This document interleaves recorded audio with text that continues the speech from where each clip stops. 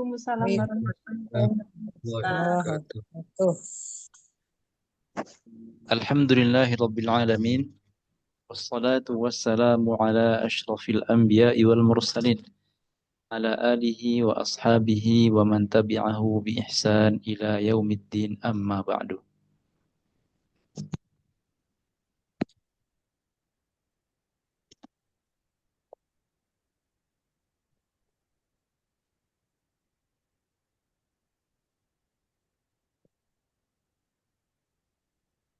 Yang tidak ada uzur bisa membuka kamera biar bisa terpantau. Baru prepare Pak. Siap.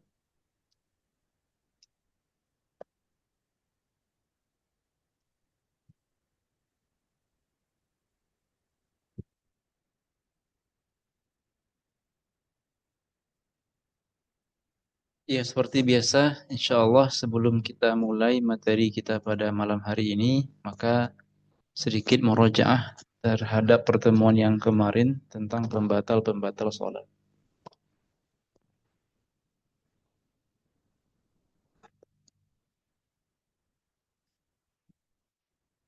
Pak Alvin bisa ikut walaupun tidak buka kamera. Bisa Ustadz. Pembatal pertama adalah hilangnya salah satu dari syarat-syarat sholat. Misal atau contoh dari pembatal pertama ini adalah seperti apa?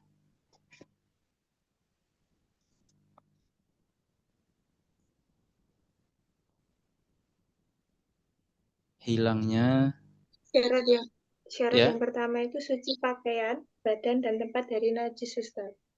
Ya, berarti prakteknya dalam bab pembatal sholat berarti maksudnya bagaimana? Batal sholat kalau misalkan pakaian, badan, dan tempat itu ada najis Ustadz. betul. Yang kedua, masih Mbak Alvin. Syarat keduanya apa?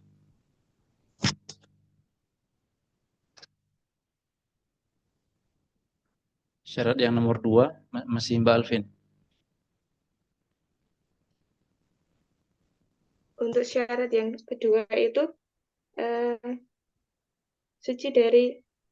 bersuci dengan berwudu dan mandi wajib Ustadz. Lalu kaitannya dengan bab pembatal sholat adalah? Kalau misalkan mau melakukan sholat tapi tidak berwudu atau mandi wajib, jadi batal Ustaz. Oh ya, lebih tepatnya kalau ketika sholat batal wudhu. Karena ini konteksnya pembatal, berarti sudah berlangsung dulu sholatnya, kemudian terjadi salah satu, kemudian hilang salah satu dari syarat-syarat sholat. Baik, contoh berikutnya, masing-masing dua. Ustadz Kendi. Contoh lain dari pembatal yang pertama adalah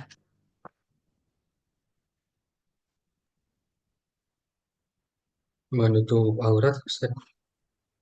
dalam bab pembatal bagaimana kita mengkoneksikan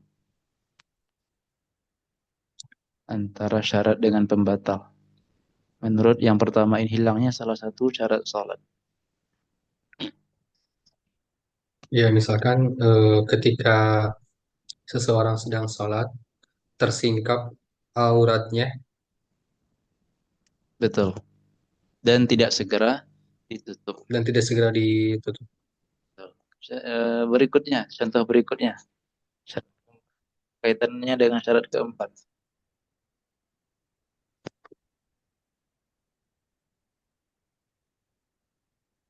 Mengetahui waktu sholat, Ustaz. Masuk Oh, ya. waktu sholat. Ketika seseorang sholat sebelum waktunya, maka Betul. tidak sah. Baik.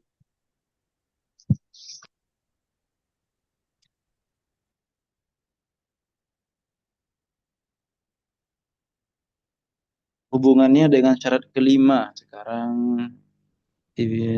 siapa ya? Ibu Sulistioningsih. Syarat kelimanya apa nggih, Bu? Makan minum dengan sengaja, seperti menelan sisa makanan. Masih ini kita masih Oh, di pembatal yang pertama. Katanya adalah ini. hilangnya Hmm. salah satu dari syarat sholat.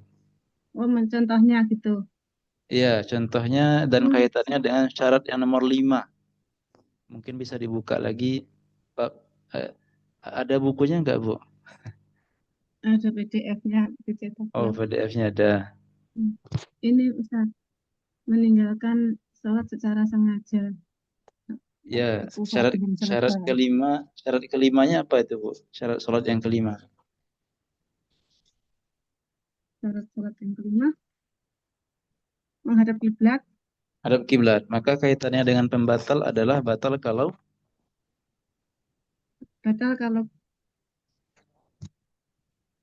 banyak bergerak sehingga tidak fokus ke kiblat dengan eh, kalau tidak kalau berpaling dari arah kiblat. arah kiblat.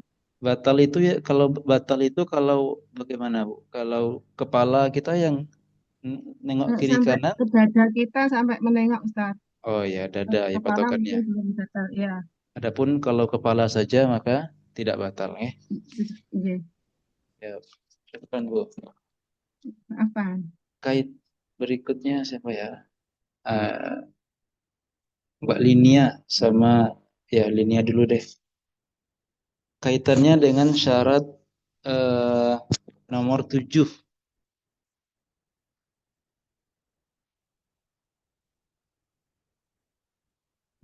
Kaitan pembatal ini dengan syarat nomor 7 bagaimana? Harus berakal, Ustaz. Berakal. Maka bagaimana gambaran batal sholat kalau kita kaitkan dengan syarat ini, ya?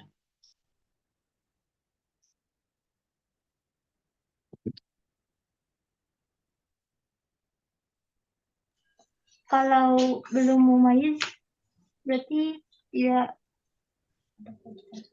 tidak ada kewajiban sholat. Baik, tapi di sini konteksnya apa katanya? Hilangnya, berarti sudah pernah ada sebelumnya, kemudian dia hilang. Kalau anak kecil itu kan, jika dia sudah dewasa, kedewasaan tidak mungkin hilang dan tidak mungkin balik ke masa kecil. Jadi apa yang bisa kita kaitkan kira-kira ini? Memutus niat. Kan kita masih syarat nomor 7. Iya. Nomor 7 kan harus berakal, maka orang gila dan anak kecil tidak sah sholatnya. Hmm,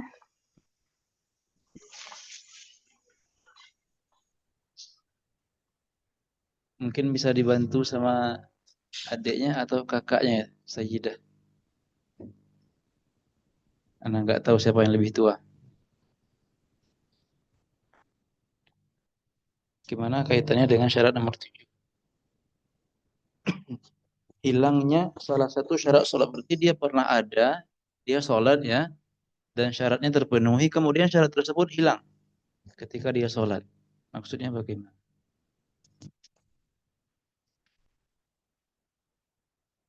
Maksudnya adalah, Anda bantu. Kalau dia sedang sholat, kemudian dia tiba-tiba gila ketika sholat. Hilang akal ketika sholat dengan cara apa? Gila. Ya mana, ya, anggap andai-andai saja. Masih Linia sama Sayyidah, terserah siapa yang jawab. Kaitannya dengan syarat nomor 8 adalah kenapa sholat bisa batal?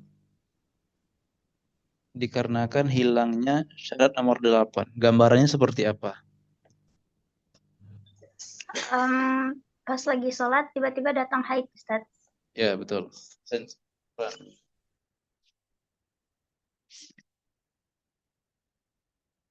Baik, itu syarat pembatal pertama. Pembatal kedua, kata beliau rahimani wa rahimakumullah, meninggalkan salah satu rukun dengan sengaja.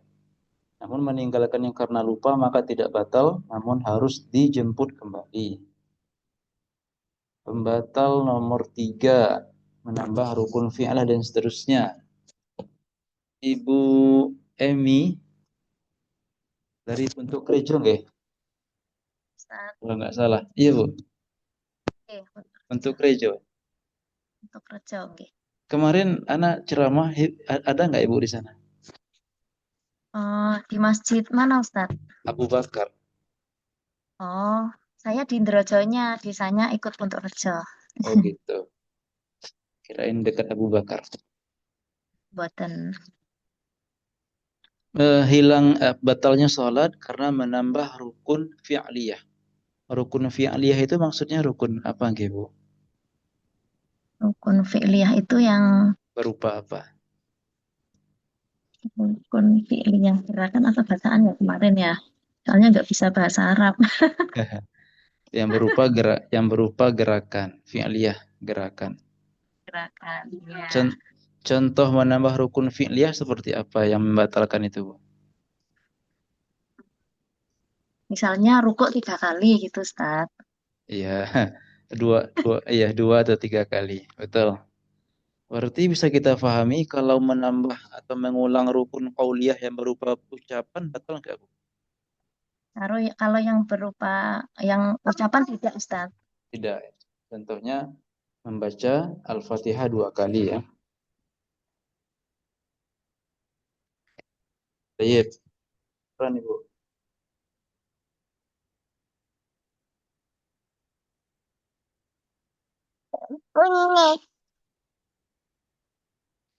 Selanjutnya adalah siapa kita tanya ini? Ibu Dwi.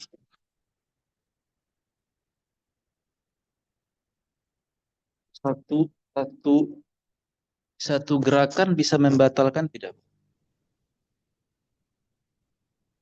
Bergerak satu gerakan yang bukan dari gerakan sholat, apakah bisa membatalkan?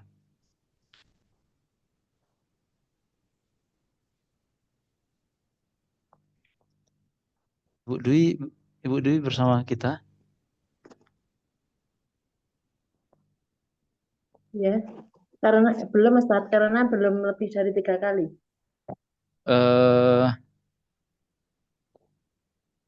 Tapi ada nggak contoh dia satu gerakan tetapi ternyata bisa membatalkan? Ada Ada, seperti apa, Bu? gerakan yang terlalu keras, misalnya meloncat ataupun gimana ya? Ya, betul. Atau mukul yang sampai berputar badannya gitu. Ya. Nah, syukran Ibu. Ustaz Amirul, tolong sebutkan 3 syarat gerakan yang membatalkan sholat.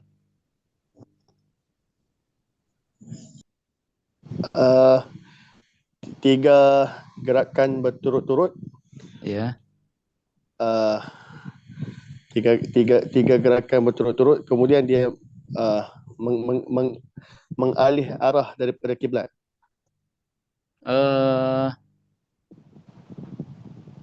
Bukan. Dengan sekiranya tahu atau dengan sengaja.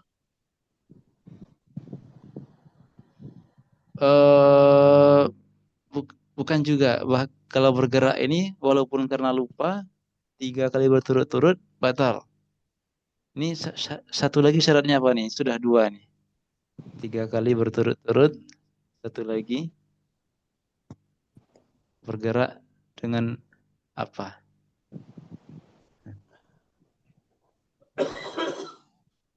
Nggak pasti lah Ustaz. Dengan anggota tubuh yang besar. Kalau ini anggota tubuh yang besar, paham ya? Enggak jauh beda bahasanya. Ukasyah, syukran Ustaz Amir. Ukasyah, sebutkan anggota tubuh yang tergolong kecil.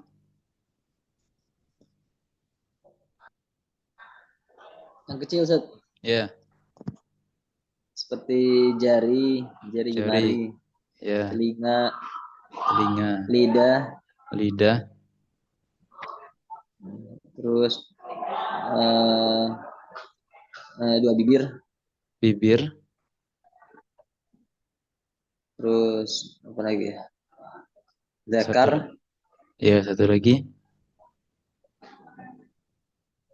Mata bukan? Alis mata. Oh, alis. Ya. Kalau mata, Ustaz? Kalau mata Ya kecil, termasuk kecil juga sih. Cuma nanti kan kalau digerak-gerakkan, noleh-noleh, makruh jadi ikhtilas. Maka ada sebuah nazam atau bait, fasyafatun wal uzun wal lisanu wa zakarun wal jufnu wal bananu tahrikuhunna in tawalat wa kathur bi ghairi uzrin fi sholati la yadur. Barakallahu fiik. Bisakah Ustaz Hisham bisa bersama kita enggak, Ustaz Hisham? Boleh, Ustaz, boleh. Rincian makan dan minum yang bagaimana rincian makan minum ketika sholat, Ustaz Hisham? Oh, Masya Allah.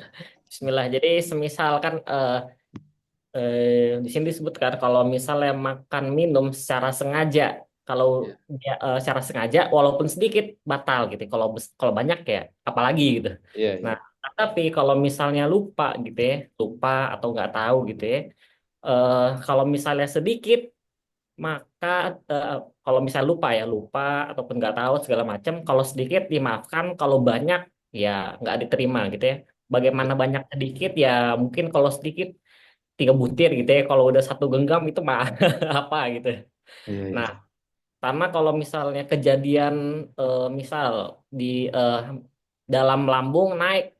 Nah, kalau naiknya masih di apa sih namanya? Di makhraj ain apa ya? Saya lupa. Pokoknya di makhraj yang di sini lah, di pertengahan.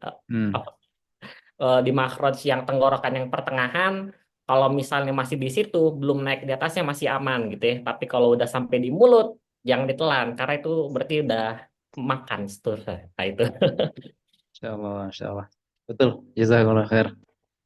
Insya Allah ya. Kalau sudah sampai ke makhraj ha, maka jika ditelan lagi maka dia membatalkan. Jazakumullah khair. Sam.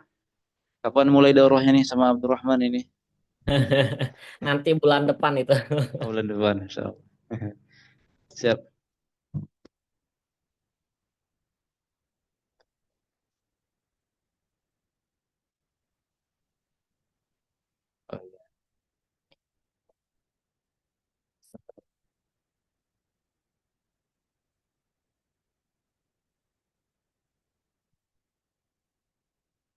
Yang ditanyakan Ustaz Amirul semalam ini Anda sudah nashare di grup bahwasanya ragu asyaku fi aslin niyah, ragu perihal niat itu sendiri, apakah tadi sudah niat atau belum, au syakku fi juz'in min ajza au fi wajibin min wajibatin niyah, itu pula membatalkan sholat. Kalau apa? Kalau dia mikirnya agak lama. Tapi kalau dia segera ingat, maka tidak batal. Dia ragu-ragu, mikir sebentar, ingat tadi insya Allah alhamdulillah ternyata sudah berniat, maka tidak batal. Ragu-ragu, apakah tadi zuhur atau asar? Ragu-ragu sebentar, terus segera ingat, ternyata tadi zuhur alhamdulillah, maka tidak batal. Wallahu a'lam. Berikutnya setelah istiqomah. Sudah dengar rekaman belum? Gimana jaringan di sana?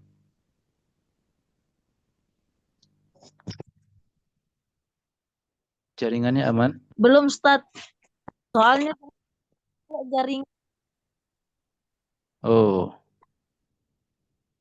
Malam ini juga belum bagus ya jaringannya.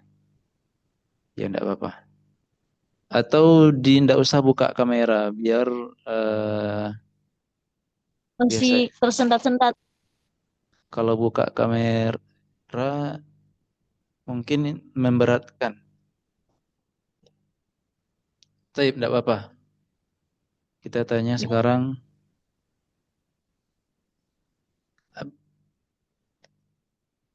Ustazah Mutia kayaknya kemarin ikut deh.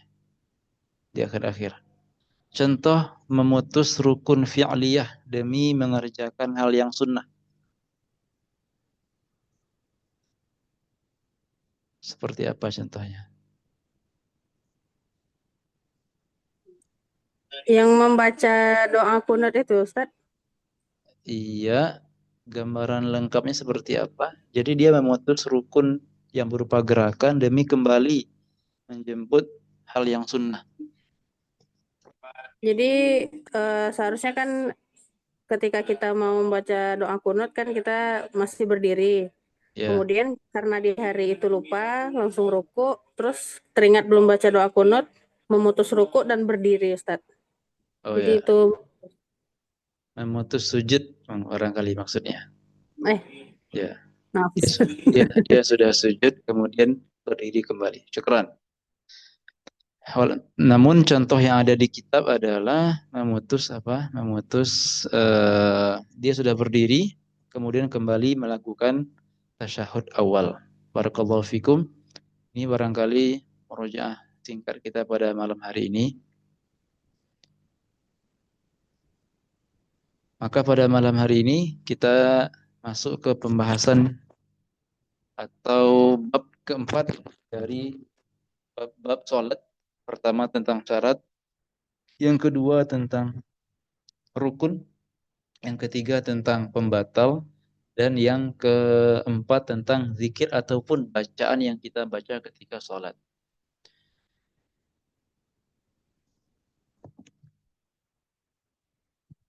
Dikatakan oleh penulis rahimahullah ta'ala,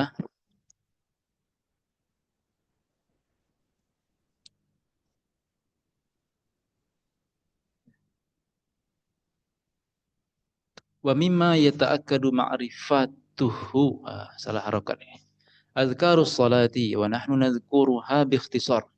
Fayaqul musalli usalli fardhu zuhri 4 raka'atin adaan mustaqbilal qiblati ma'muman lillahi ta'ala Allahu akbar. Di antara hal yang sangat ditekankan untuk diketahui adalah bacaan-bacaan salat, dan di sini kita sebutkan secara singkat. Para hadirin dan hadirat rahimani wa rahimakumullah, ini beberapa bacaan ringkas yang beliau pilih, yang mana di beberapa bacaan itu sebenarnya punya banyak pilihan. Iftitah punya banyak pilihannya, doa dan zikir ketika ruku' ataupun sujud juga ada beberapa pilihan, namun beliau di sini menyampaikan satu jenis saja karena memang matan ini matan ringkas. Pertama tentang niat beliau sampaikan di sini. Ini kalau kita mau melafazkan, ya, pernah kita sampaikan sebelumnya bahwasanya yang dianggap itu adalah yang dalam hati, yang dijadikan patokan adalah yang dalam hati. Namun seandainya kita mau memantapkannya dengan lisan, maka seperti ini kira-kira ucapannya. Usolli fardhu zuhri. Kalau kita teliti satu persatu, usollinya ini mewakili apa? Mewakili qasdul fi'li, yakni niat melakukan perbuatan sholat. Dan di sini dia mengeliminasi puasa, mengeliminasi zakat, mengeliminasi haji, umroh, dan dia pilih sholat. Lalu yang kedua fardhu, karena kita kalau mau sholat yang wajib, kita harus mengingat-ingat bahwasanya dia wajib atau fardu. Kalau cuma kita katakan usolli zuhur tidak cukup, melainkan harus kita tekankan bahwasanya zuhur itu wajib, usolli fardhu. Lalu ketiga, dia menentukan dari 5 sholat yang ada, dari 5 sholat wajib yang ada di agama kita, dipilih salah satunya. Nah, 3 inilah yang wajib. Hanya 3 ini yang wajib untuk kita istihdar atau kita hadirkan dalam hati kita. Selebihnya ini sunnah. Menyebutkan jumlah rakaatnya, menyebutkan bahwasanya dia adaan atau qadaan, menyebutkan bahwasanya kita sambil menghadap kiblat, menyebutkan apa? Bahwasanya kita lakukan lillahi ta'ala salat ini, maka sunnah. Maka cuma 3 ini yang wajib kalau kita sendirian atau sebagai imam. Kalau kita sebagai makmum, maka tambahannya satu lagi apa? Kita harus mengingat dan menghadirkan dalam hati kita bahwa kita sedang menjadi makmum atau sholat berjamaah. Usolli fardhu zuhri makmuman. Ringkasnya begitu. usalli fardhu zuhri jama'atan. Lalu kata beliau berikutnya, barakallahu fikum, baru kita bertakbir, Allahu Akbar. Baru kita bertakbir, Allahu Akbar. Ya. Ya, jadi kata beliau petunjuk tambahannya, ya mengganti zuhur dengan yang lainnya kalau kita mau sholat asar atau maghrib. Nah, ini kita katakan tadi sunnah mengucapkan imaman. Kalau kita mau sebagai imam, dia bukanlah syarat pokok. Artinya kalau seorang imam tidak meniatkan sebagai imam, maka sholat berjamaah sah. Hanya saja kalau imam ini ingin mendapatkan pahala 27, maka dia tentu harus meniatkan bahwa dia sebagai imam. Dikarenakan itu merupakan suatu pekerjaan dan setiap pekerjaan membutuhkan niat. Lalu kita bertakbir, Allahu Akbar. Kita ingat kembali syarat-syaratnya, tidak boleh memanjangkan Allahu, tidak boleh juga memanjangkan Akbar. Tidak boleh mengganti huruf hamzah dengan waw, Allahu Akbar. Kecuali bagi orang awam tidak masalah, tapi bagi orang alim yang sudah belajar tidak sah kalau menggantinya dengan waw, Allahu Akbar. Maka mesti kita teliti di sini. Terus tertib, tidak boleh akbarullah, dan banyak lagi syarat-syarat yang pernah kita sebutkan kemarin. Sampai 20 syarat ya. Kemudian setelahnya kata beliau membaca doa iftitah. Artinya diam sejenak setelah bertakbir, kita diam sejenak. Kemudian kita membaca doa iftitah. Ini yang beliau pilih di matan ini. Wajjahtu wajhiya lilladzi fatara as-samawati wal arda hanifan muslima wa ma ana minal musyrikin. Inna salati wa nusuki wa mahyaya wa mamati lillahi rabbil alamin la syarikalah wa bidzalika umirtu wa ana minal muslimin. Namun barang siapa di antara kita yang memilih membaca doa yang lain, Allahumma ba'id, silahkan juga. Barang siapa di antara kita yang memilih doa zikir Allahu Akbar kabira, silahkan juga. Hanya saja satu catatan barangkali ya, kalau yang memilih Allahu Akbar kabira, setelah takbir Allahu Akbar, ulang lagi dari Allahu Akbar. Jadi takbir Allahu Akbar, Allahu Akbar kabiran walhamdulillahi katsira. Sebahagian langsung nyambung Allahu Akbar kabiran walhamdulillahi katsira. Bukan demikian, melainkan kita ulang juga dari awal Allahu Akbar. Karena zikir lengkapnya dari Allahu Akbar. Sedangkan Allahu Akbar pertama tadi itu merupakan takbir kita, takbiratul ihram. Dan Al-Fatihah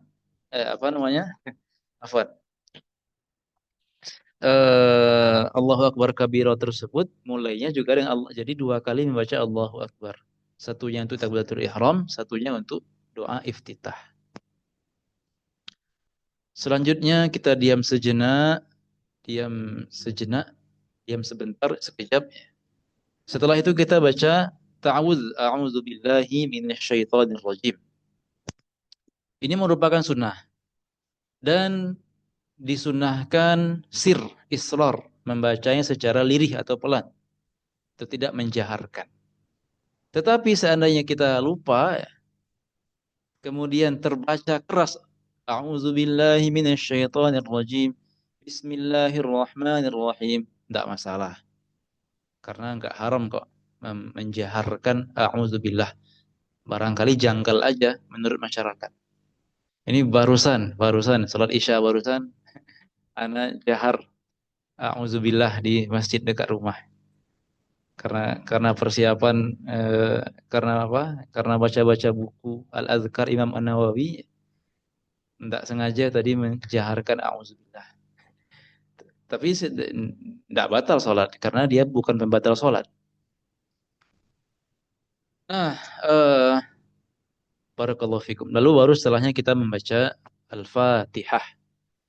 Faedah bahwasanya doa iftitah, kemudian bacaan a'udzubillahi minasyaitonirrajim, ini namanya tertib, harus berurutan. Dan jenis tertib dalam bab ini adalah tertib, namanya tertibun mustahabun. Artinya harus tertib. Bacaannya sunnah, tetapi mengurutkannya wajib. Artinya bagaimana? Kita akan mendapatkan pahala sunnah membaca iftitah, mendapatkan pahala sunnah membaca a'udzubillahi minasyaitonirrajim, kalau kita membaca iftitah dulu baru ta'awudz. Akan tetapi kalau kita membaca a'udzubillah duluan, Allahu akbar, a'udzubillahi minasyaitonirrajim, wajjahtu wajhiya lilladzi fataras samawati wal ard, maka telah kita letakkan iftitah pada selain tempatnya, dalam artian tidak tertib. Maka dari itu cuma dapat pahala membaca a'udzubillah saja. Jadi kalau berantakan maka dapat pahala yang dibaca duluan. Maka hukum menertibkan dan mengurutkan bacaan ini wajib. Namanya tertib mustahaq. Begitu pula untuk faedah ya, tertib mustahab dalam berwudu, yaitu dalam berkumur-kumur kemudian membasuh hidung. Ini juga merupakan tertib mustahab. Harus diurutkan seperti itu. Dapat pahala kalau kita mendahulukan kumur-kumur kemudian menghirup air ke hidung. Dapat pahala dua-duanya. Tetapi kalau terbalik, kita menghirup air ke hidung dulu, baru kumur-kumur, berarti kita meletakkan kumur-kumur pada selain tempatnya, maka tidak dapat pahala. Hanya dapat pahala untuk istinsyak atau menghirup air ke hidung saja. Jenis kedua ada namanya tertib mustahab, yakni hukum mengurutkan antara dua hal itu tidak wajib, sunnah. Contoh aplikasinya adalah ketika membasuh atau mencuci kedua tangan ketika wudhu. Memang dianjurkan kita membasuh yang kanan dulu, baru setelah itu membasuh yang kiri. Namun mengurutkan antara mereka berdua tidaklah wajib. Seandainya kita memulai dari yang kiri dulu, baru yang kanan, maka tidak masalah. Karena tertib di sini tertib mustahab, sunnah. Wallahu a'lam. Begitu pula kita kembali ke sini, antara iftitah, ta'awudz dan bismillahirrahmanirrahim, ini semuanya tertib mustahaq, wajib untuk diurutkan. Maka dari itu, karena ulangi, seandainya membaca ta'awudz dulu, maka tidak akan dapat pahala untuk iftitah. Begitu pula, seandainya kita langsung baca bismillahirrahmanirrahim, Al-Fatihah, lalu kita mau menjemput kembali iftitah yang tertinggal, menjemput kembali ta'awudz yang tertinggal, maka tidak akan mendapatkan pahala. Karena tertibnya mustahak ya. Jika sudah mulai Al-Fatihah, maka yang lainnya sudah tidak dapat pahala lagi. Karena dalam hadisnya summa gitu. Dalilnya dari kata-kata summa yang Nabi ucapkan dalam sabda beliau. Yang mana kata-kata summa tersebut yufidu wa yujibu tertib. Harus diurutkan. Jadi ini baca Al-Fatihah yang berjumlah 7 ayat. Yang mana bismillahirrahmanirrahim termasuk ayat dari Al-Fatihah dan juga bismillahirrahmanirrahim termasuk ayat dari semua surat menurut mazhab Syafi'i. Jadi An-Nas total ayatnya ada 7 kalau kita tambahkan bismillah. Al-Falaq jadi 6 kalau kita tambahkan bismillah dan seterusnya. Dan juga tentu nanti akan mempengaruhi jumlah total ayat dalam Al-Quran. Kalau kita tambahkan bismillah. Jadi dia merupakan ayat dari setiap surat kecuali surat Al-Bara'ah, yakni atau surat At-Taubah. Namun walaupun demikian, tetap nanti jumlah basmalah dalam Al-Quran tetap menjadi 114 dikarenakan ada satu surat yang di sana disebutkan Bismillahirrahmanirrahim. Surat apakah itu? Ada yang mengabarkan kita surat apa tersebut? An-Naml, Ustaz. An-Nahl. An-Naml. An-Naml. Semut. Ya. Dalam kisah Nabi Sulaiman bersama Ratu Negeri Saba. Baik, jadi hukum mengucapkan Bismillahirrahmanirrahim di awal surat At-Taubah adalah haram. Jadi langsung bara'atum minallahi wa rasulih. Langsung. Adapun mengucapkan Bismillahirrahmanirrahim di tengah-tengah At-Taubah adalah makruh. Contoh kita mau mulai dari ayat 36 atau 50 itu At-Taubah, maka makruh. Ini menurut Al-Allamah Ibnu Hajar Al-Haytami. Haram di awal, makruh di tengah. Jadi langsung saja baca setelah ta'awudz, a'udzubillahi minasyaitonirrajim, langsung baca suratnya saja tanpa membaca bismillah. Nah, jadi karena dia merupakan ayat dari setiap surat, maka setelah kita membaca amin, waladhdallin, amin. Kalau kita mau baca surat dari awal, maka tentu juga disunnahkan membaca bismillah. Dan juga disunnahkan untuk menjaharkannya. Mengeraskan bacaan bismillah kalau kita mau baca surat dari awal-awalnya.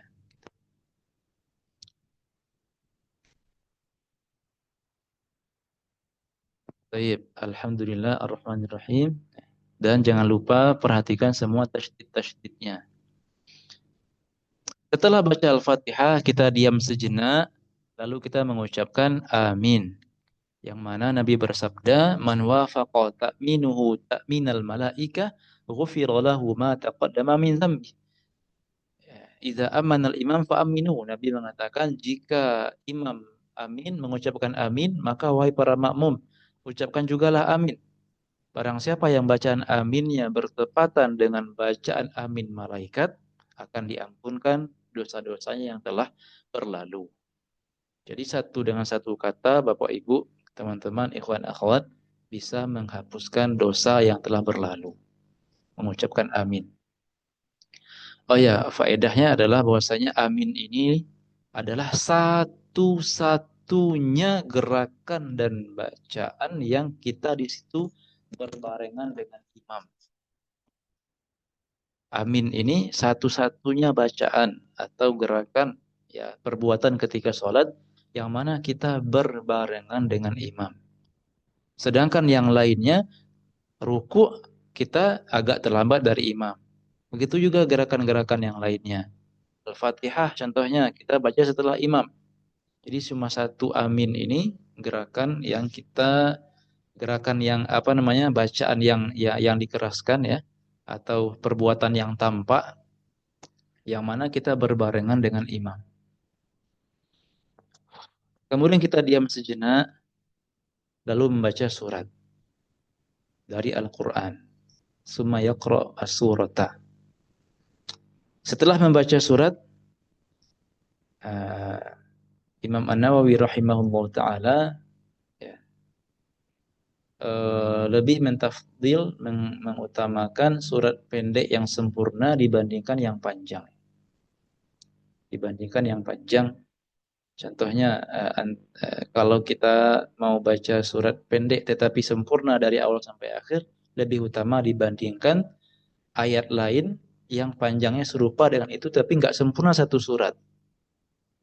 Contoh antara An-Naba dengan ayat Al-Baqarah 280 ayat terpanjang itu kalau nggak salah ya, maka lebih utama An-Naba atau lebih utama An-Nazi'at atau lebih utama apa yang satu halaman At-Takwir. Lebih utama satu surat yang sempurna dibandingkan ayat lain yang panjangnya serupa dengan itu tetapi tidak sempurna satu surat. Wallahu a'lam. Walaupun boleh juga silahkan saja gitu membaca surat apa saja, ayat apa saja. Saja mereka punya pembahasan lebih utama yang mana gitu. Kemudian diam sejenak dan kita takbir untuk ruku, Allahu Akbar, yang mana takbir ini dinamakan dengan takbir intiqal atau takbir perpindahan. Sampai di sini kira-kira tadi ada 6 keadaan kita diam sejenak dari bacaan ke bacaan berikutnya. Ada 6 waktu atau 6 keadaan yang kita diam sejenak, mungkin sekadar mengambil nafas, baru kita baca bacaan sebelumnya. Tolong sebutkan yang 6 tersebut. Siapa yang berkenan menyebutkannya? Boleh buka kami. Boleh buka suara.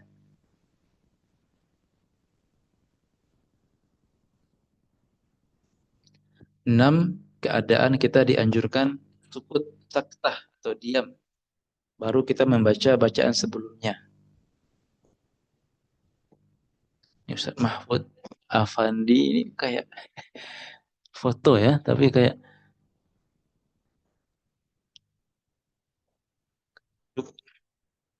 ada yang bisa menjawab? 6 keadaan kita dianjurkan diam sejenak. Sekedar cross check Ustaz, nanti dibetulkan ya.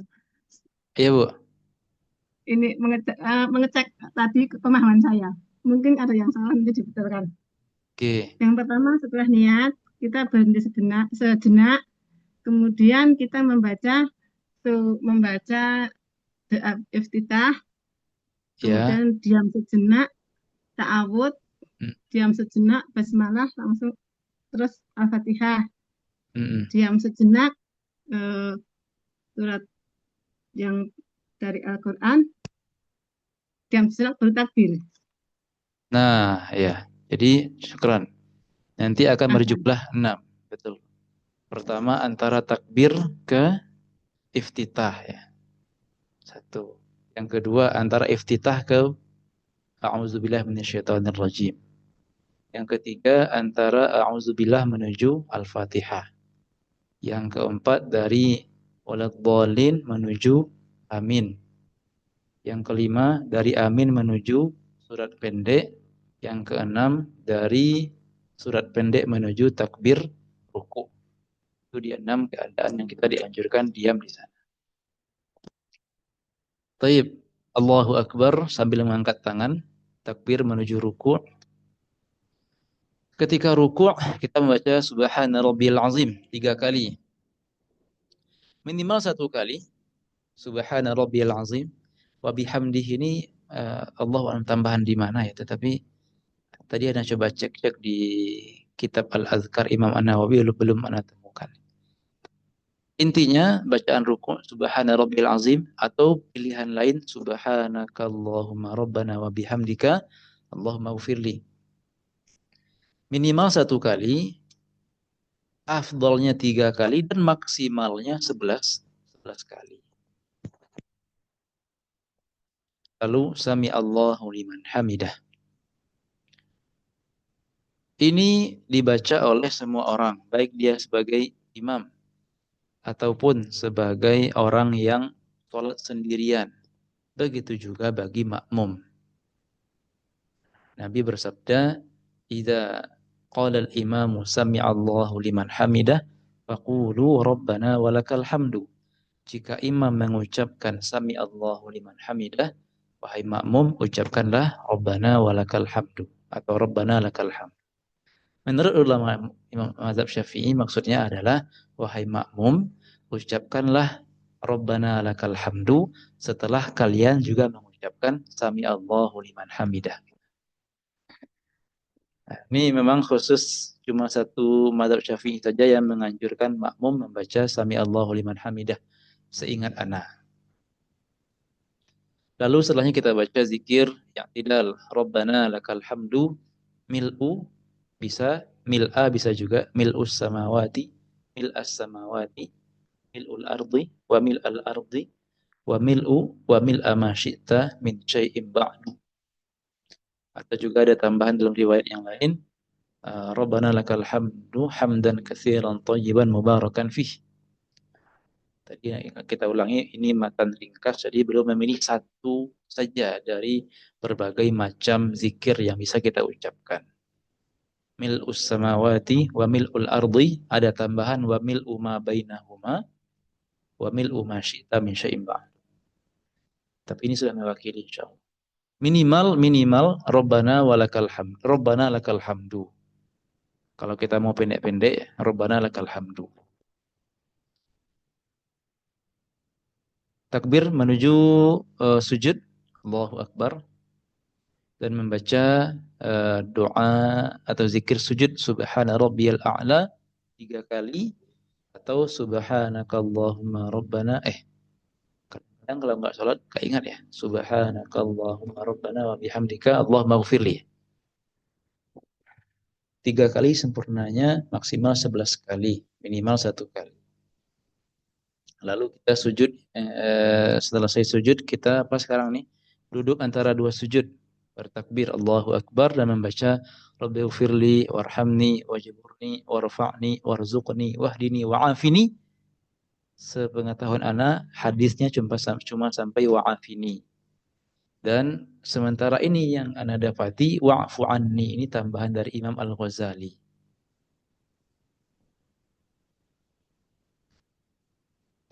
Dalam riwayat yang lain Nabi mengucapkan Rabbighfirli, Rabbighfirli. Ya, bagi kita yang berjamaah, terutama di desa-desa ya, biasanya masyarakatnya tidak suka panjang-panjang. Jadi mungkin bisa memilih bacaan-bacaan minimalis ya, Rabbighfirli, Rabbighfirli. Ketika i'tidal tadi Rabbana lakal hamdu, sudah cukup. Subhana Rabbil A'la 3 kali mungkin oke lah. Subhana Rabbil Azim ketika ruku' 3 kali mungkin masih oke. Lalu kita sujud kembali Allahu Akbar Subhana Rabbil A'la 3 kali. Nah, sampai di sini telah sempurnalah kita melaksanakan sholat 1 rakaat. Di rakaat kedua sama bacaannya dengan rakaat yang pertama. Hanya saja bedanya adalah pertama, di rakaat kedua tentu kita tidak berniat lagi.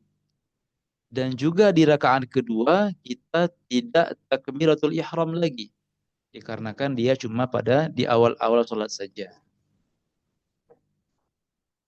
Jadi selain itu sama semuanya. Termasuk ta'awudz, a'udzubillahi minasyaitonirrajim, barakallahu fikum. Ini dianjurkan dibaca di semua rakaat. A'udzubillahi minasyaitonirrajim sebelum Al-Fatihah dianjurkan dibaca setiap rakaat, wal ula akad, dan rakaat pertama lebih ditekankan.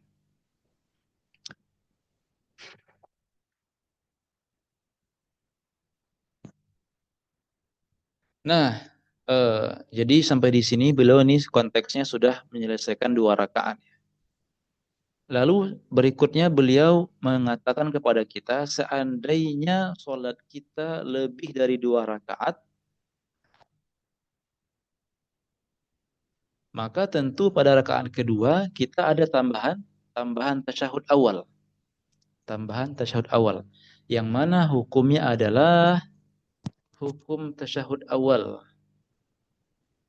Ustazah An-Nisa Ibrahim. Hukum tasyahud awal apakah rukun atau sunnah?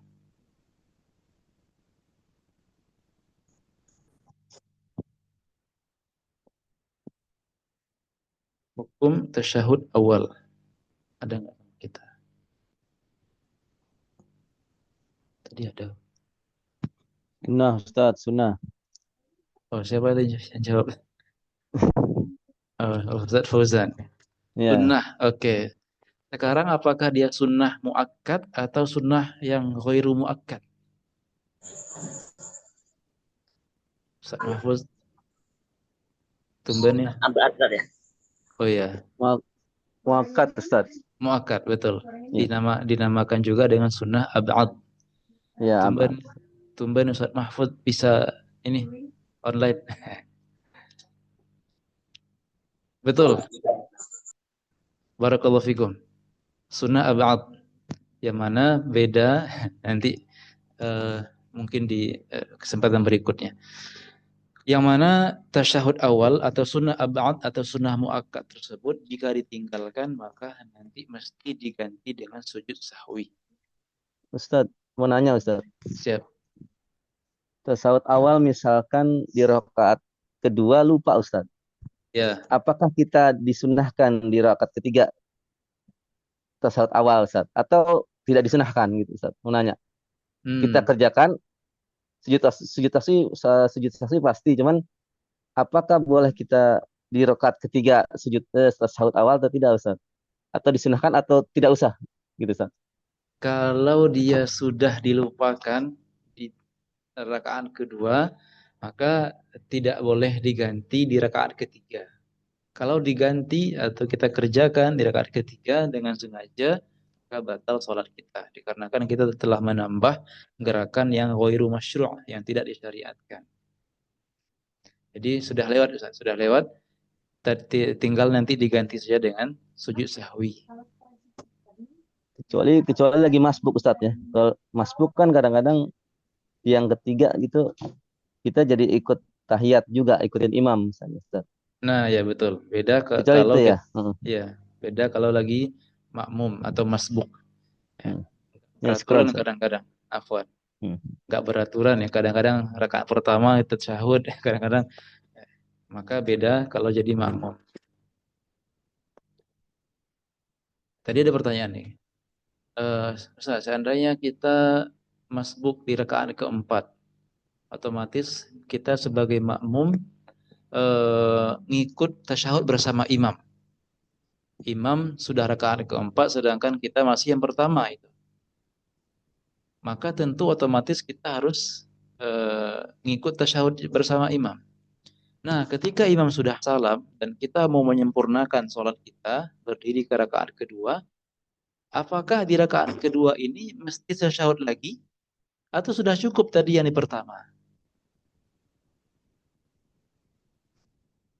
Gimana kira-kira para hadirin? Ya, sunnah Ustaz. Tasyahud tetap awal ya, tetap di rakaat kedua. Ya. Ya, karena belum dapat. Tetap disunnahkan.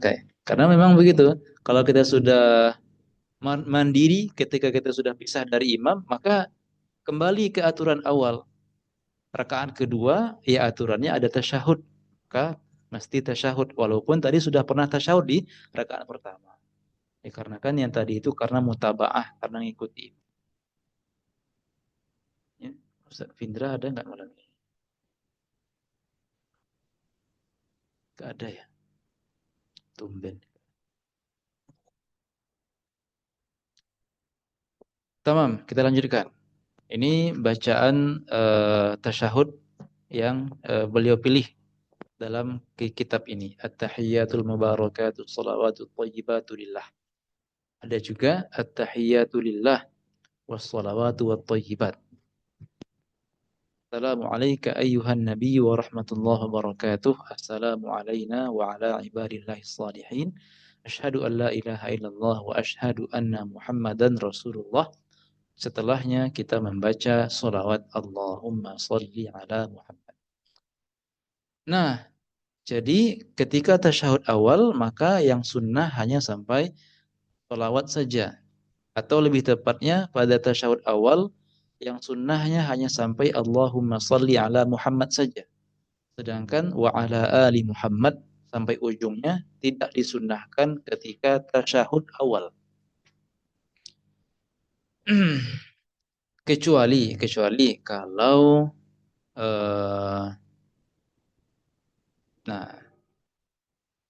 nanti saja. Jadi kita ulangi bahwasanya hanya sampai Allahumma sholli ala Muhammad saja baru kita takbir ke rakaat ketiga. Allahu Akbar. Nah, Selesai ya, selesai 2 rakaat. Berdiri menyempurnakan rakaat ketiga sampai keempat. Hanya saja pada rakaat ketiga kita tidak membaca surat setelah Al-Fatihah. Atau setelah Amin tidak lagi membaca surat yang ma'ruf bagi kita. Sampai sini ada 4 keadaan dan ada 4 macam kondisi yang mana kita di situ dianjurkan mengangkat tangan. Sampai berdiri ke rakaat ketiga ini, setelah tasyahud awal, Allahumma sholli ala Muhammad, Allahu Akbar berdiri, ada 4 kondisi kita dianjurkan mengangkat tangan ketika bergerak. Adakah di antara hadirin dan hadirat yang berkenan menyebutkan kapan saja itu dianjurkan mengangkat tangan? Karena ada 4 keadaan.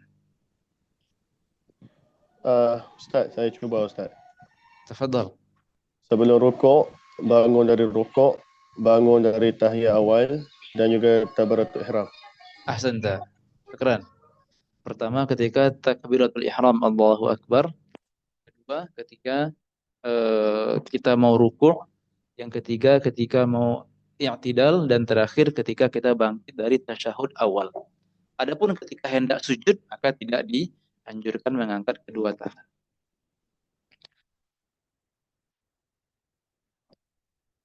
Singkat cerita sampailah beliau pada tasyahud akhir. Yang mana bacaannya masih sama dengan yang tadi. At-tahiyyatul mubarakatus shalawatut thayyibat sampai akhirnya. Lalu juga nanti disambung dengan apa? Disambung dengan sholawat. Maka ya. Ustaz mau nanya. Ya. Ustaz, ini Siap. sering terjadi. Jadi disunahkan kan mengangkat tangan setelah tahiyat awal Ustaz ya. Betul. Bangun mau ketiga. Ya. Tapi kalau kita makmum, kadang kita ikut tahiyat bersama imam di 1 rakaat atau di 3. Sebetulnya disunahkannya karena tahiyat awalnya atau karena 2 rakaat kita mengangkat tangan atau karena tahiyatnya. Karena kalau ikut imam, kita imam angkat tangan di rakaat pertama, kita kan enggak. Terus di rakaat yang berikutnya juga kita enggak dapat misalnya tahiyat kita di yang ketiga. Ketika yang dilihatnya itu tahiyatnya atau karena dua rakaatnya Ustaz gitu. Nah, angkat tangannya disunahkannya itu Ustaz. Yang kalau kita jadi makmum gitu Ustaz, kadang-kadang pas kita di rakaat kedua tapi kan kita enggak tahiyat misalnya. Gitu. Dilihatnya karena tahiyatnya mengangkat tangannya atau karena udah 2 rakaat gitu kalau kita sholat sendiri gitu Ustaz. Menanya itu. Barakallahu fikum. Waalaikumsalam. Yang jelas kalau kita sebagai imam atau sholat sendirian, maka tidak ada khilaf bahwasanya mengangkat tangannya setelah tasyahud awalnya. Nanti yang jadi khilaf adalah ketika kita sebagai makmum yang masbuk, yang berantakan tasyahudnya awalnya itu berantakan. Maka kapan kita mengangkat kedua tangan sebagai makmum yang masbuk? Ana jujur sampai saat ini agak rancu juga. Terakhir ketika di Mesir, Syekh kami pernah bilang al-ibrah bitasyahud. Jadi setiap bangkit dari tasyahud tersebut bagi makmum yang tadi mengangkat kedua tangan. Jadi mungkin walaupun dia rakaat pertama, karena dia masbuk akhirnya dia tasyahud, maka mengangkat kedua tangan. Nanti di rakaat ketiga karena masbuk contohnya, ketika dia bangkit berdiri mengangkat kedua tangan. Sementara ini informasi terakhir yang Anda terima, Ustaz Fauzan. Amin. Ya, saya kadang masih bingung ya. Syukran Ustaz. Ya, alhamdulillah kalau emang karena mungkin kalau emang udah ada rujukannya enggak apa-apa Ustaz. Jadi gitu. Saya ngikutin itu nanti gitu. Ya, Ustaz. Syukran Ustaz ya. Afwan. Sholawat pada tasyahud akhir maka ini dianjurkan sampai selesai. Tidak Allahumma sholli ala Muhammad saja. Baik, kalau boleh kita buat satu perbandingan antara tasyahud awal dan tasyahud akhir. Perbandingan antara tasyahud awal dan tasyahud akhir. Perbandingan pertama dari segi hukum. tasyahud awal hukumnya adalah sunnah. Sedangkan tasyahud akhir hukumnya adalah wajib atau rukun. Ini perbandingan pertama. Ini Anda nggak sempat bikin tabel ya. Ini juga pakai mouse ya. Perbandingan kedua dari segi apa? Dari segi membaca Allahumma sholli ala Muhammad. Ketika tasyahud awal, hukum membaca Allahumma sholli ala Muhammad adalah sunnah. Sudah makannya nih. Sedangkan membaca Allahumma sholli ala Muhammad ketika tasyahud akhir adalah wajib karena dia rukun. Perbandingan ketiga terakhir. Membaca wa ala ali Muhammad ketika tasyahud awal tidak disunnahkan. Akan tetapi membaca wa ala ali Muhammad ketika tasyahud akhir ini disunnahkan atau dia sunnah muakkad. Nah, ini dia kira-kira 3 perbandingan yang bisa kita buat antara tasyahud awal dan tasyahud akhir. Pertama dari segi hukum tasyahud itu sendiri, yang kedua hukum sholawat pada masing-masing tasyahud, yang ketiga hukum sholawat kepada keluarga Nabi wa ala ali Muhammad pada masing-masing tasyahud. Siapa yang bisa mengulang perbandingan tersebut yang tadi?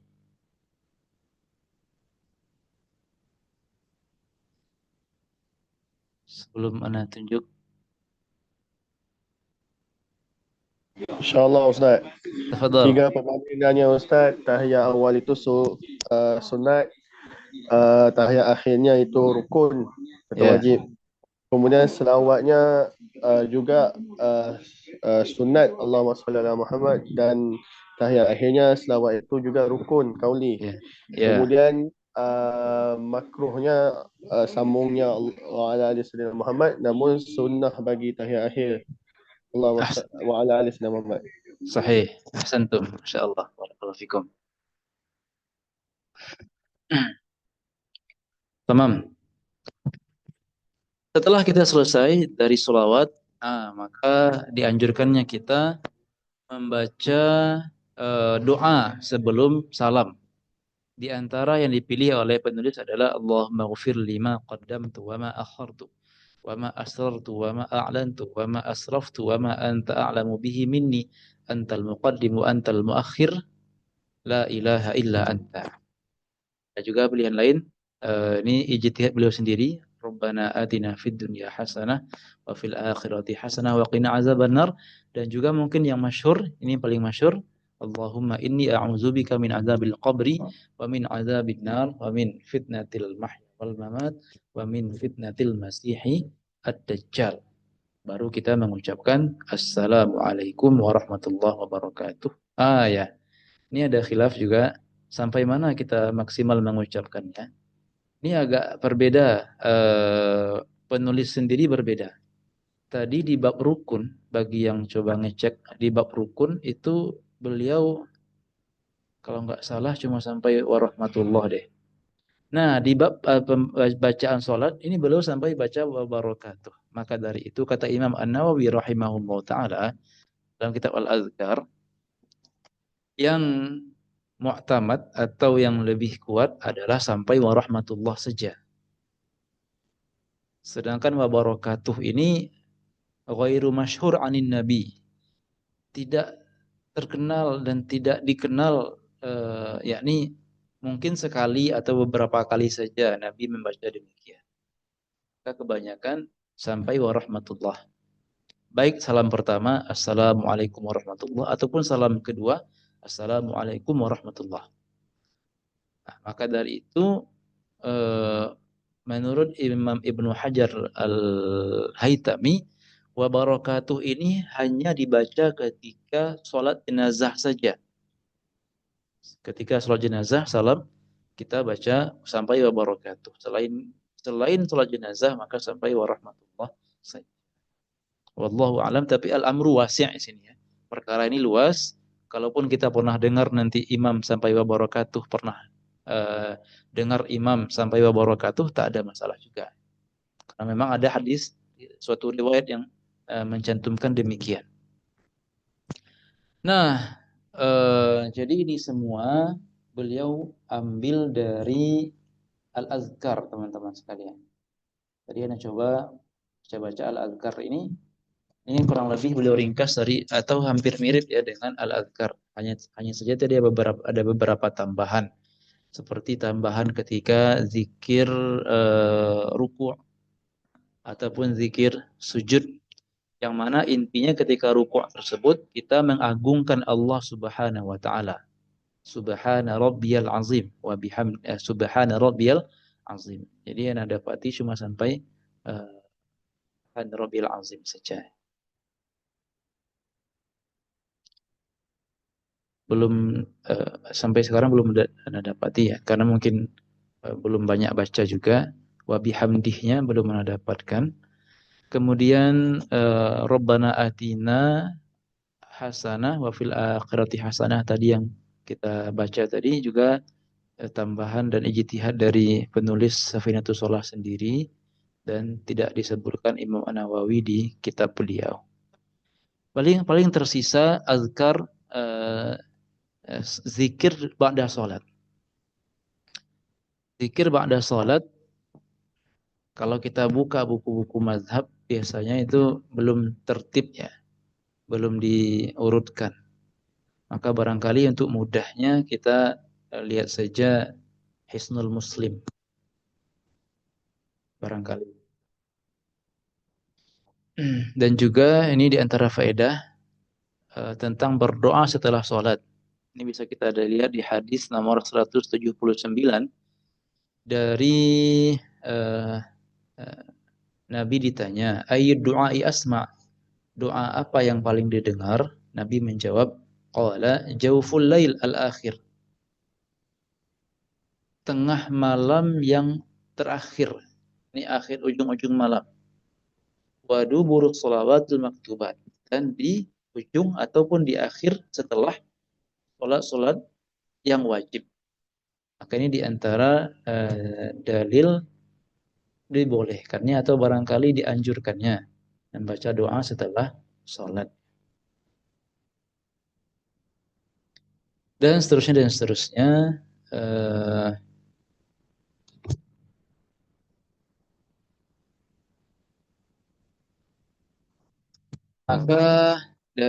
Maka dengan ini walhamdulillahirabbil alamin selesai kita membahas tentang bacaan salat dan sekaligus juga selesai dari kitab Safinatus Shalah. Maka beliau tutup dengan wa sallallahu ala sayyidina Muhammadin wa ala alihi wa sahbihi wa sallam walhamdulillahi rabbil alamin. Nah, para hadirin dan hadirat semuanya, alhamdulillah ini barangkali silsilah 4 pertemuan untuk membahas Safinatus Shalah, yang mana memang untuk kitab-kitab dasar ini cocoknya tidak lama-lama, 10 pertemuan, 15 pertemuan. Ini tidak cocok. 4 atau 5 ini menengah lah insyaallah. Karena memang begitu seharusnya kalau kitab-kitabnya kitab-kitab dasar, tidak cocok dilama-lamakan. Jazakumullah khairan atas partisipasi dari semua peserta pada malam hari ini ataupun pada malam-malam sebelumnya. Untuk tersisa satu lagi, mohon maaf. Tentang praktek sholat. Ini kita ambil dari Abu Syuja tentang perbedaan sholat laki-laki dan perempuan. Di sini dikatakan bahwasanya ada 5 perbedaan sholat laki-laki dan perempuan.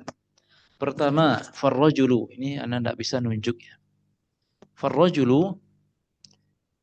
Farrajulu yujafi mirfaqaihi an janbaihi wa yuqillu batnahu an fakhidaihi fi ruku'i was sujud. Intinya begini, bahwasanya laki-laki ketika sholat itu menjauhkan kedua sikunya dari badannya. Artinya kalau perempuan nanti agak tertutup, agak menutup badan, tetapi laki-laki agak dibuka, dijauhkan dari sisi-sisi badan.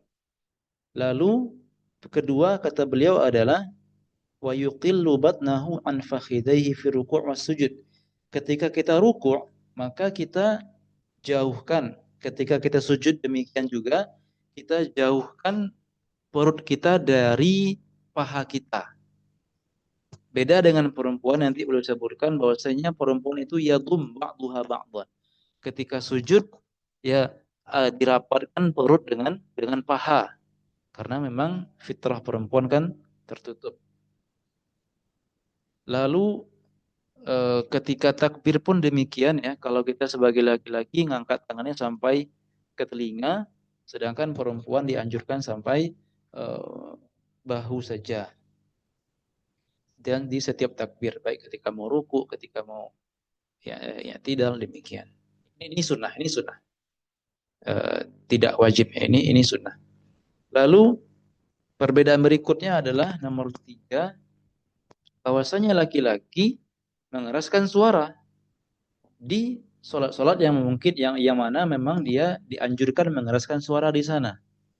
Sholat Jumat, sholat wajib, sholat tarawih dan seterusnya. Adapun bagi perempuan, maka takhfidu sautaha bihadratir rijalil ajanib. Perempuan kalau sholat bersama perempuan saja, maka silahkan keraskan suara. Isya, maghrib, subuh, tarawih, witir, silahkan keraskan suara. Tetapi jika di sana ada laki-laki asing, laki-laki yang bukan mahram, bukan ayah, bukan kakak, bukan anak, tapi dia laki-laki asing, maka takhfid, maka rendahkan suara. Lalu perbedaan keempat adalah tentang bagaimana cara mengingatkan imam dan lain sebagainya ketika sholat. Laki-laki sabbaha, bertasbih subhanallah. Sedangkan perempuan tasfiqu safaqat, menepukkan tangannya. Yakni bukan seperti ini. Tetapi punggung tangan dengan telapak tangan. Lalu perbedaan terakhir dari segi aurat. Bahwasanya laki-laki minimal laki-laki menutup antara pusar dan lutut. Sedangkan perempuan harus menutup seluruh wajah, harus menutup seluruh tubuhnya ketika sholat, kecuali wajah dan kedua telapak tangan dan juga kedua punggung tangan. Ini perbedaannya. Kecuali bagi perempuan yang terbiasa memakai cadar, maka tidak masalah kalau memakai cadar seandainya ada laki-laki asing yang ada di dekat sana. Ini barangkali 5 perbedaan dasar antara laki-laki dan perempuan. Ada yang sunnah, ada yang wajib. Tentang aurat pastinya wajib ya. Yang lain-lainnya sunnah. Wallahu ta'ala a'lam.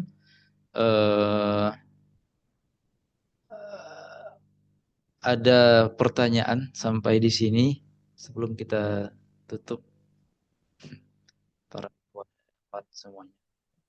Ada, Ustaz. Fadhal. Ingin bertanya sedikit, Ustaz. Ya.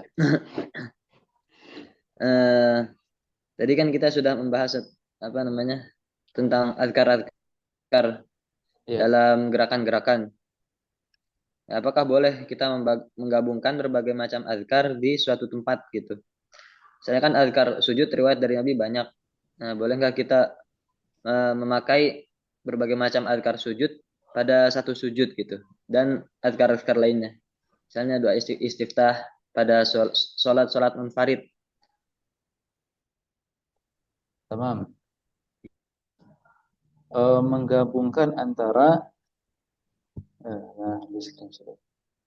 azkar ya tadi kan kita katakan bahwasanya penulis Safinatus Shalah tadi hanya mengambil satu sampel saja ya, dari berbagai macam azkar yang ada ketika sholat. Namun dalam kitab Al-Azkar tadi Imam An-Nawawi mengatakan dianjurkan bahkan menggabungkan semua zikir yang pernah ada riwayatnya dalam gerakan tersebut. Contoh tadi sejak iftitah, gabungkan semuanya silakan. Allahu Akbar kabira, Allahumma ba'id dan seterusnya tadi. Lalu ketika ruku demikian juga subhana rabbiyal azim, subhanakallahumma bihamdik dan seterusnya.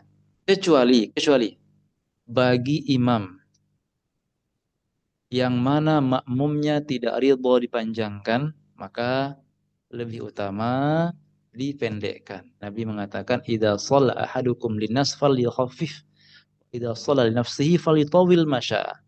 Kalau sedang mimpin sholat untuk orang lain, ringankan. Kalaupun untuk sendiri, silakan panjangkan sebagaimana yang dia inginkan. Jadi memang ada di Al-Azkar tadi, Ukasha, anjuran tersebut. Menggabungkan. Pertanyaan lain barangkali? Kemudian satu lagi Ustaz. Ya.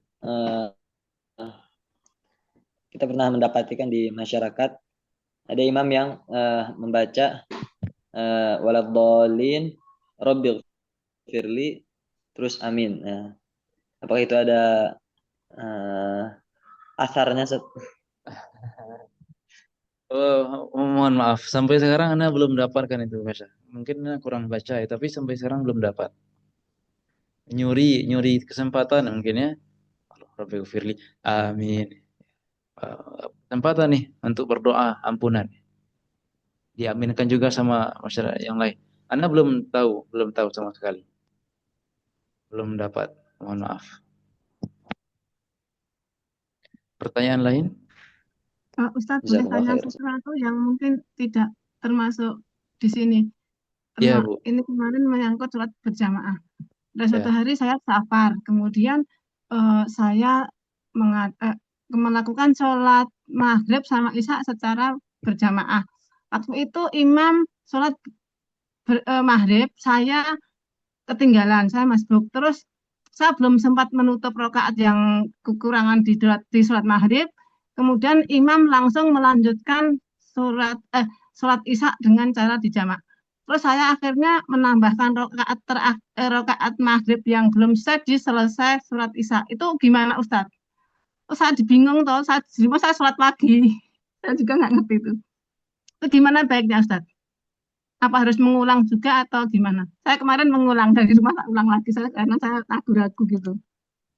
Maghrib masbuk, Ibu? Iya. Ketinggalan satu rakaat. Iya.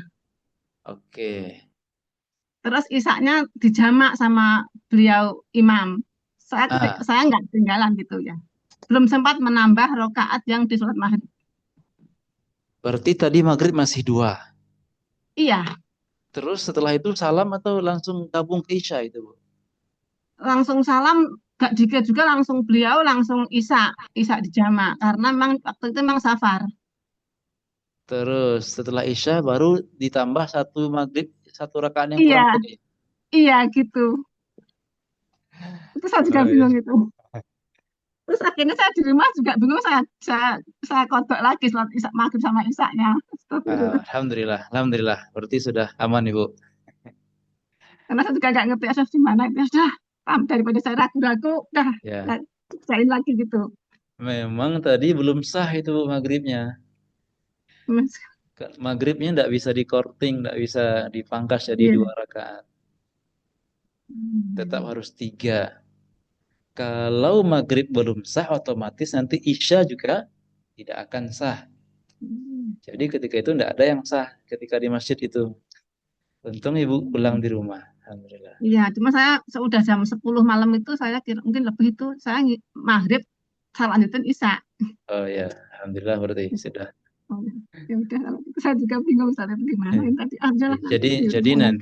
Jadi nanti kalau kedapatan lagi kayak gitu, Ibu sempurnakan maghrib dulu sendirian. Gitu. Satu rakaat itu. Salam baru gabung bersama isya. Tidak apa-apa, telat sedikit tidak apa-apa. Tidak mesti dapat dari awal kok jamak itu. Masuk lagi itu. Allahu a'lam. Pertanyaan lain barangkali? Ya, insya Allah jazakallah khairan Ustaz. Soal akhir, pertanyaan yang lainnya. Ana Ustaz. Tafadhol. Biasanya banyak yang mengusap muka Ustaz setelah sholat. Itu apakah dianjurkan atau disunahkan, Ustaz? Syukran, Ustaz. Afwan. Ya.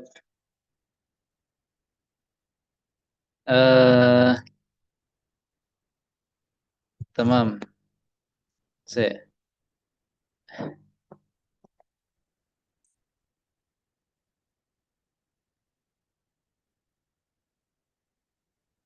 Sebentar, Ustaz.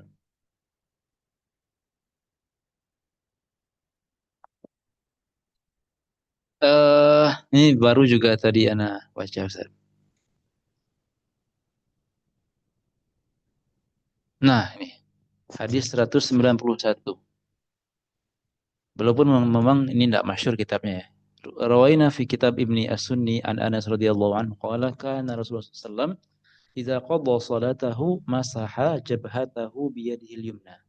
Nabi sallallahu alaihi wasallam ketika selesai salat beliau mengusap keningnya dengan tangan kanannya. Kemudian membaca asyhadu alla ilaha illallah ar-Rahman ar-Rahim. Allahumma adhib anil hamma wal hazan. Jadi barangkali ini dalil bahwasanya hal tersebut ada. Tetapi memang dalam hadis ini disebutkan apa? Mengusap kening saja. Kening. Wallahu a'lam. Di kitab-kitab yang lainnya disebutkan Ustaz, disunahkan mengusap wajah setelah sholat seperti di kitab At-Taqrirat As-Sadidah itu disebutkan. Ada pembagian sunnah sebelum sholat, sunnah ketika sholat, dan sunnah ba'da sholat termasuk diantaranya mengusap wajah. Barangkali mustanad atau dasarnya hadis ini. Masaha jabhatahu, mengusap keningnya dengan tangan kanannya. Jadi mungkin kalau lebih mau ngikut Nabi ya seperti ini. Dengan tangan kanan diusap. Wallahu a'lam. Syukran, Ustaz. Afwan. Pertanyaan yang lainnya. Taib. Ustaz. Iya. Tafadhal. Tolong jelaskan tidak Ustaz. Tadi anak kurang fokus. Yang praktek sholat itu menjauhkan perut dengan paha maksudnya gimana Ustaz? Oh, perbedaan antara sholat laki-laki dan perempuan. Ada 5 perbedaan antara praktek sholat laki-laki dan perempuan. Pertama, yang kedua itu adalah kami laki-laki menjauhkan kedua tangan dari sisi-sisi badan. Seperti ketika bertakbir kami meninggikan tangan sampai telinga. Sedangkan antunna para perempuan cuma sampai bahu. Lalu kami ketika rukuk maka kami membuka tangan kami.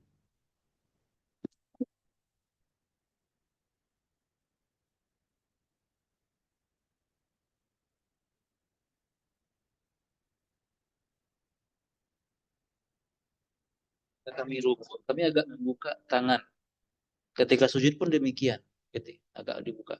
Pun perempuan, maka ketika rukuk tangannya agak dirapatkan ke sisi badannya. Ketika sujud pun demikian. Lalu berikutnya, ketika kami sujud, laki-laki ketika kami sujud, apa ya bisa dibilang? Ketika kami sujud, kami membuat jarak antara nggak bisa lagi di draw ya.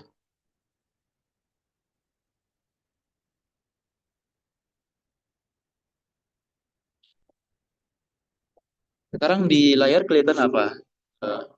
Putih aja. Iya, putih. Putih aja.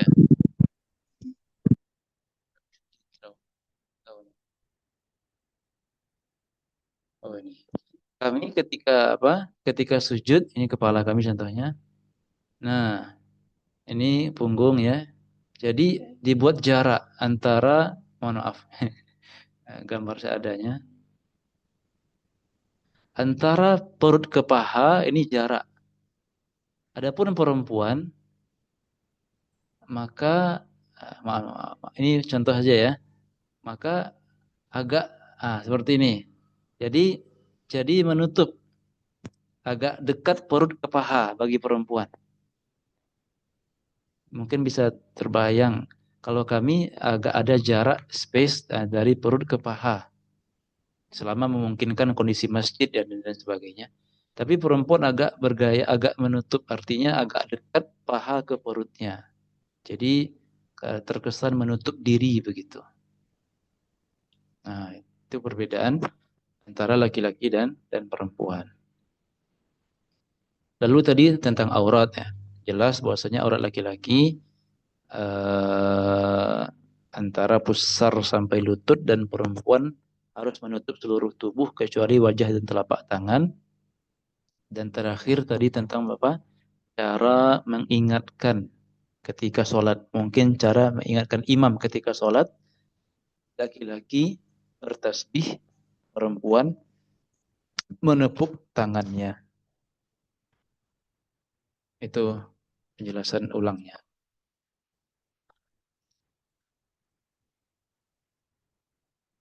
Ada pertanyaan yang lain?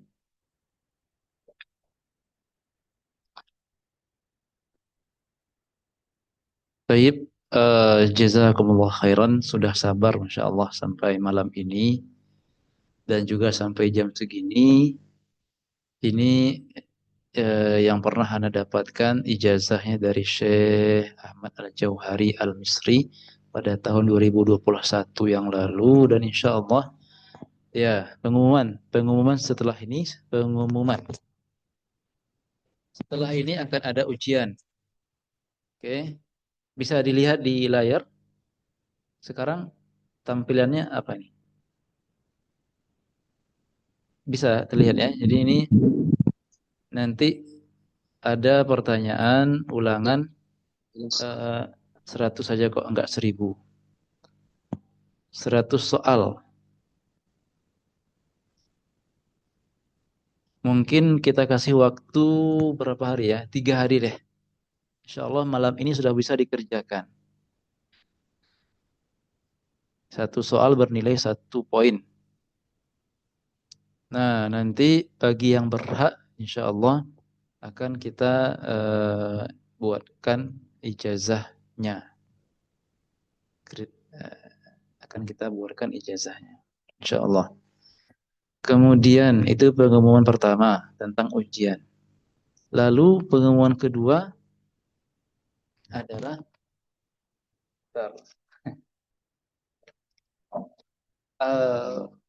berapa ya? Anda coba nanti deteksi dulu berapa nih yang bisa bahasa Arab.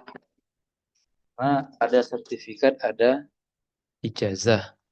Kalau ijazah ini khusus yang bisa bahasa Arab saja kayaknya. Baik.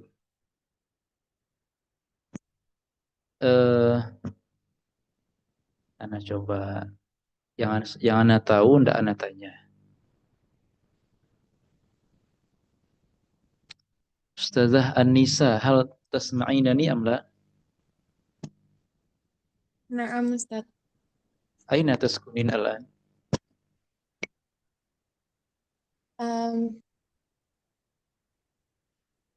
Afwan Ustaz, kaif? Aina sakanti, aina ma'haduki, aina baituki. Al-an aina anti halian? Fi Surakarta. Surakarta. Oh, qulti annaki min Bekasi. Na'am. Lakin al-an muqimah fi Surakarta. Na'am. Tayyib. Ata'alam. Aina? Uin atau aina? Fi Mahadi Nahdlatul Muslimat. Tamam. Sip. Jazakallah khairan. Amin wa iyyakum. Pak Alvin, hal sami'ti? Pak Alvin bisa bahasa Arab? Saya nggak bisa, Ustaz. Oke, enggak apa-apa. Ustaz Alif, ma'ana نعم lah. أستاذ. نعم أستاذ. Aina antum al'an? في البيت أستاذ. Fil bait. Aina baitukum? baiti fi Karanganyar. Oh, Karanganyar. Sahih. Nah, Ustaz. Nah, Ustaz. Hal kunna naltaqi aw lamma? Hal kif? Hal iltaqaina min qabl aw lam naltaqi ba'd? Ibad. Lama? Lam. Lam. Tayyib. Ana fi Karangpandan. Oh, nah. Fi Mahad Salaman Al-Farisi. Oh. Nah. Nah, Ustaz. Ya. Jazakallah khair. Amin wa iyyakum, Ustaz. Bu Dwi bisa bahasa Arab, Bu?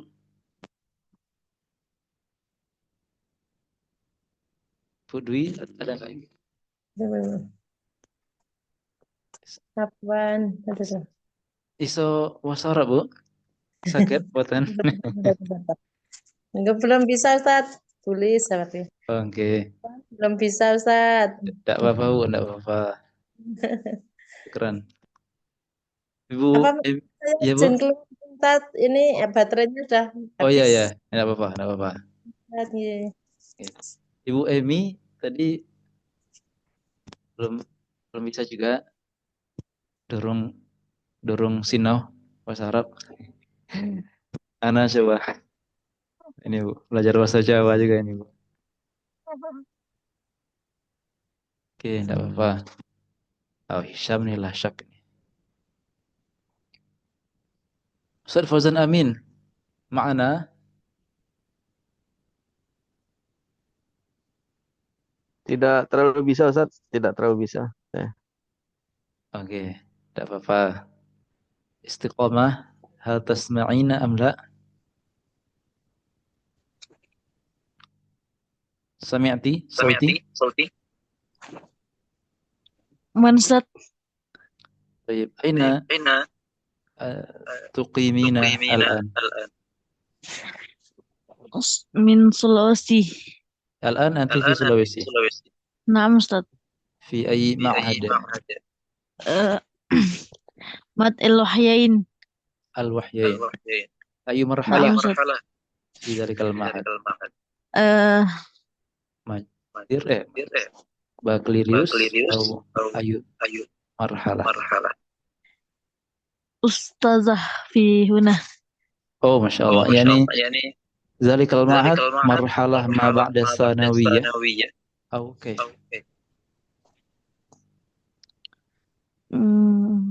Ma'had al-Wahyain hadha marhalah mutawassithah aw sanawiyah aw ba'da sanawiyah.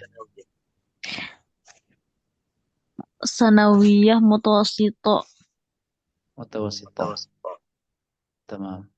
Laisa ma'had adi. Laisa, Ustaz. Jazakallah khair. Wa iyyakum. Ustaz Kendi, kaif halukum?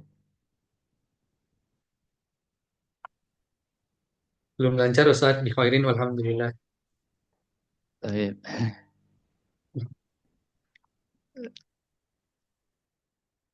Ya udah. Apa? Linia wa sayyidah tatakallamani bil lughatil arabiyyah antuma? Begitu bisa, Ustaz. Kasha belum bisa adiknya bahasa Arab. Masih sedikit belajar. Oh ya udah. Ustazah Mutia bil lughatil arabiyyah la?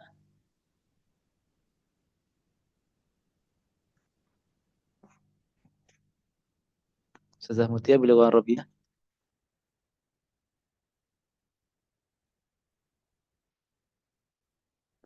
Ustaz Amirul ala syak insyaallah. Arabiyyah. Baik, jazakumullah khair. Sudah ana deteksi yang bisa bahasa Arab. Jadi untuk sanad bahasa Arabnya nanti untuk yang bisa bahasa Arab saja. Lalu berikutnya pengumuman juga barangkali. Ini masih ada rencana anak untuk daurah selanjutnya. Ini siapa nih yang angkat tangan ini?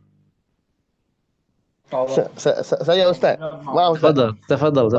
Cuma mau tanya yang ujian itu nanti jawabnya itu bisa buka buku atau enggak bisa?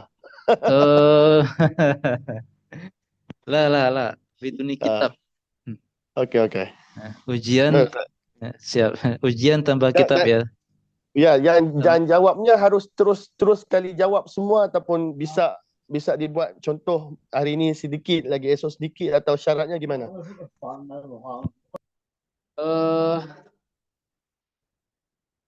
Ini kan 100 soal Ustaz. Dan dia tidak bisa dikirim kecuali kalau sudah selesai 100-nya. Maka mungkin begini, mungkin hari ini coba-coba 50, coba-coba 70. Tidak apa-apa, 2 atau sampai 3 kali ujian tidak apa-apa. Baik Ustaz, terima kasih. Biasanya seperti itu sudah terekam. Nanti kalau sudah selesai semua baru kirim, baru nanti semuanya bisa terkirim, Ustaz. Iya, ini kan anak, itu Google Form ya? Iya. Ini anak tulisnya ini kan Waduh, ini kan ada bintang-bintang, ini wajib dijawab. Jadi tidak akan bisa dikirim kecuali jika sudah dijawab 100-nya, Ustaz Amirul. Ya Ustaz, dia enggak bisa kirim namun dia akan simpan. Dan jika kita guna email, ya dia akan buka, dia sudah jika Google gitu. Form itu terimanya sebegitu. Bisa disimpan. Ana kurang tahu. Kalau bisa coba-coba saja nanti Ustaz. Baik Ustaz, terima kasih. Kalau Ustaz, biasanya kalau pakai Google Form itu kan berslide-slide. Biasanya kalau slide itu sudah dijawab, kemudian ganti slide kedua, itu sudah terekam di slide pertama. Jadi kemudian ganti slide kedua kalau sudah selesai lagi, slide ketiga, slide kedua sudah terekam. Jadi tidak usah mengulangi lagi. Jadi semuanya mau dikerjakan esok hari, itu insya Allah masih bisa. Selama masuk ke dalam emailnya masing-masing gitu. Oh, siap. Jadi Ana harus tambahkan email di sini. Itu Google Form-nya sudah tersambung dengan email Ustadz, tinggal nanti peserta masuk dengan email itu, Ustadz. Jadi bisa ditambahkan dengan email gitu. Ini Ana cuma wajibkan nama, berarti ya tambah email gitu. Iya, nanti biar bisa terekam. Oh gitu, ya siap, insyaallah. Jazakumullah khair infonya. Oh ya, ini pengumuman saja. Tentang Safinatun Najah, rencananya akan kita buka 22 Januari nanti, yang mana gambaran umumnya bahwasanya Safinatun Najah lebih luas, tentang toharoh ada, sholat ada, tambahan zakat, tambahan sholat Jumat berjamaah dan seterusnya. Ini lebih luas pokoknya. Sholat jamak, qasar, sholat jenazah juga ada di sini. Tentang haid lebih detail di Safinatun Najah. Dan ada yang menambahkan bab puasa, tetapi kita nggak bahas. Haji juga nggak akan kita bahas. Ini kurang lebih silsilah atau rencana sampai Ramadan. Dan terakhir kita bacakan nasihat dari Imam Al-Qadhi Ismail, murid dari Imam Ibn Daqiq Al-Aid. Lamma kana talabul ilmi ala kulli muslimin wajiban, akhtartu an akuna min talabatihi. Fa in lam amut aliman mittu taliban. Ketika menuntut ilmu sudah menjadi sebuah kewajiban bagi setiap muslim, aku memutuskan untuk menjadi bagian dari penuntut ilmu tersebut. Seandainya aku tidak meninggal sebagai seorang ulama, minimal aku meninggal sebagai seorang pelajar. Tadi ada yang belum Ana tanya bahasa Arab. Ibu Inang Hidayati, hal tatakallamin bil lughatil arabiyyah?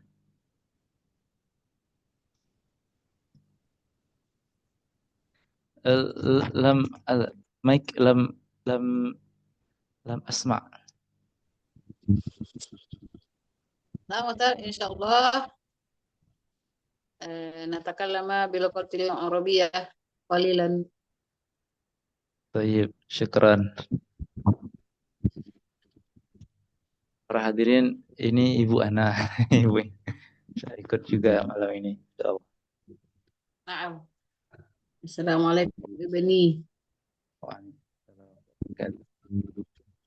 Baik, maka dengan ini kita tutup daurah kita pada malam hari ini dengan alhamdulillahirabbil alamin dan doa kafaratul majlis. Subhanakallahumma hamdik asyhadu an la ilaha illa anta astaghfiruka wa atubu ilaik. Sekali lagi jazakumullah khairan, syukran kepada para peserta semuanya sudah sabar sampai malam hari ini. Terima kasih banyak. Wassalamualaikum warahmatullahi wabarakatuh. Waalaikumsalam warahmatullahi wabarakatuh. Jazakumullah khairan Ustaz. Barakallahu fikum. Assalamualaikum warahmatullahi wabarakatuh. Assalamualaikum warahmatullahi wabarakatuh.